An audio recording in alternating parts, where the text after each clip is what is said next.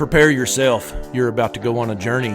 You're about to go on a journey to the barbecue culture. We're going to take you down this road. We're going to show you all the things that you need to know. We're going to teach you all the tricks you got to have. We're going to show you everything you need in order to become a pit master. Welcome aboard.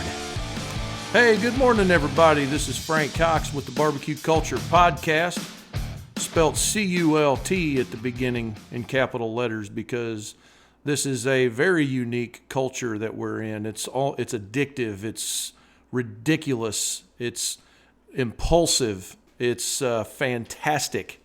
And it could almost be construed as a religion, I suppose. So not that we're a cult, but it's cult-like, I suppose. So that's why we call it the Barbecue Culture Podcast. Hey, I wanted to pop in here today and let's talk about some more beginnings. You know, in the very, very first episode, I talked about the beginning of Smoker Builder, where it started back at the old HQ and stuff like that, and how I had no idea what I was doing as far as presenting this information that we have to the masses, much less creating a mass movement, let's say. But so the second episode, I talked about my very first fire, which if you listen to that, to me it's laughable because, you know, I was so simple back in those days when it come to barbecue. I really honestly didn't know what to expect in any way, shape, or form, and you know where barbecue would take us, or me and my family. What would happen to my taste buds, what would happen to my skill sets that I have. I had no clue. And in the third episode, I kind of went rogue a little bit and talked about just wood. It was very technical, you know, and I like to write stories and I like to tell stories. Anybody that's run with me for very long understands that. And I like to talk about, you know, when I think about barbecue, I think about something a dude named Kyle told me one time. Some of you might know him otherwise as the Barbecue Pimp. And I had a lot of good times hanging out with him and the Slabs and Wired Barbecue back in the day. And, you know, Kyle, he told me that, you know, caveman cooked. And I guess that's kind of where I got started with that little analogy, and it's always stuck with me, you know, to talk about that. So you have to forgive me from time to time when I go into the mindset of Jim, right? Jim is our caveman that we talk about. And so, you know, we talked about wood and what kinds of wood that you want to use and you know, kind of some things to avoid.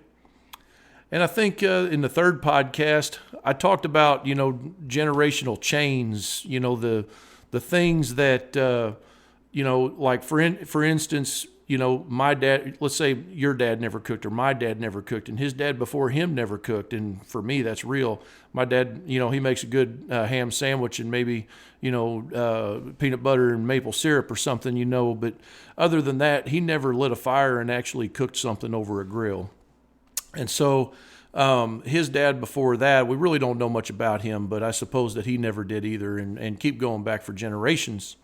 And hopefully way, way back in there somewhere, there was a brilliant sausage maker. I don't know, maybe a brilliant butcher. But anyway, cool to think about. But so breaking the chains was that, hey, somebody's got to start this in our family, whatever that is. It could be your family, it could be your neighbor's family, whatever. Let's do what it takes to help them to break the generational chains of non-barbecue and pass that down to our generations to come. You know, we get so reliant on technology these days that, you know, our children aren't taught things that matter, like how to survive. You know, let's just get right down to it.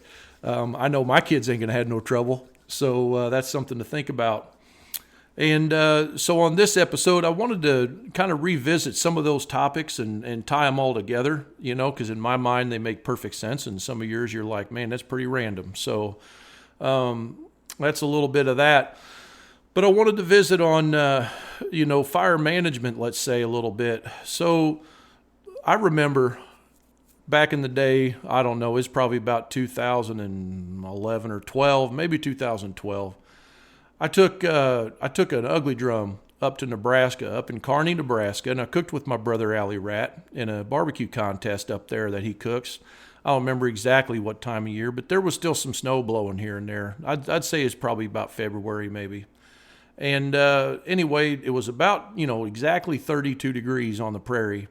And, 32 degrees here in Missouri, where I'm from, and 32 degrees on the prairie is two completely different 32 degrees, because on that prairie you got that wind that you got to buck on top of it. So I remember we had Allie Rat's pit. I think he called her Bertha. I can't remember. But he had Bertha set up inside of a tent, for the most part. Firebox was in there so we could keep warm. And, we cooked that contest, and I had that ugly drum set up there. And it was one of our very, very first ugly drum kind of designs. It didn't have the fancy side air inlets or nothing. It was the old pipe style, 3 pipe nipples and stuff.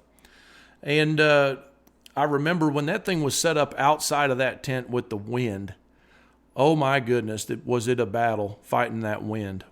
And so we moved it inside the tent, and kind of got things under control. And it worked pretty good there.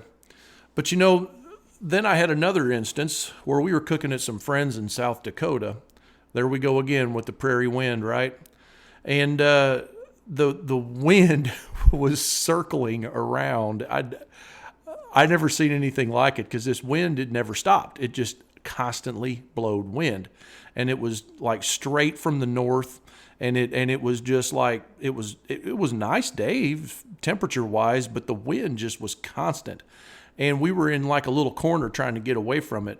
And it seemed like in that corner that the wind just kind of whipped and circled and stuff like that. Well, I've talked in previous episodes, the wood episode, I believe, about how that, air is the key component to get to controlling your temperature. Then you use, dampers on the pit in order to do that. We close down the inlet damper, or we close the smokestack damper, and even on some pits we do both a little bit. So whether you're cooking on a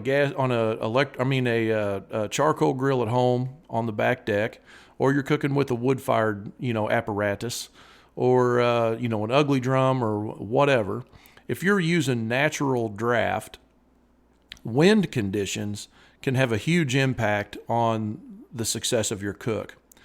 And so, if you use these little Oklahoma Joes or some kind of a box store cooker, many of you probably have those, and you've probably experienced a little bit of temperature control issues with those pits, mostly because, the air inlets and the exhaust and the cook chamber and all that stuff's not balanced correctly from the factory. They just build it cheap enough that they can get something on the shelf and get it sold. And they're not unusable. They're totally usable. You just have to really work hard at your air control for temperature and also fire size. But we're talking about air today. So anyway, one strategy that you can apply here is, first of all, keep your fire size consistent and establish a rhythm of how much fuel you add to the firebox consistently. And we used to tell everybody, when you fire your pit up for the first time that you've ever had it, make sure and keep a notebook handy and a stopwatch or some kind of a clock or something that you can keep notes with. Take some observations around you, like what's the temperature today. That sounds pretty geeky and pretty technical, but what we're trying to do is get to know your pit. That's the most important thing about becoming a pit master.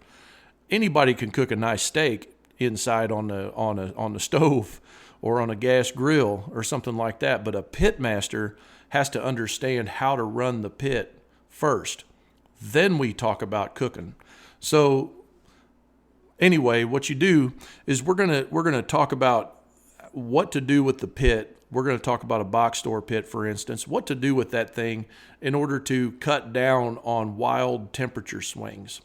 And so if you keep your fuel size, your coal bed and your wood, that little pile of fuel in the firebox, if you keep it consistent and you add to it regularly and keep notes about how much you added, how often, what the temperature conditions were, and then now we can start with some observations.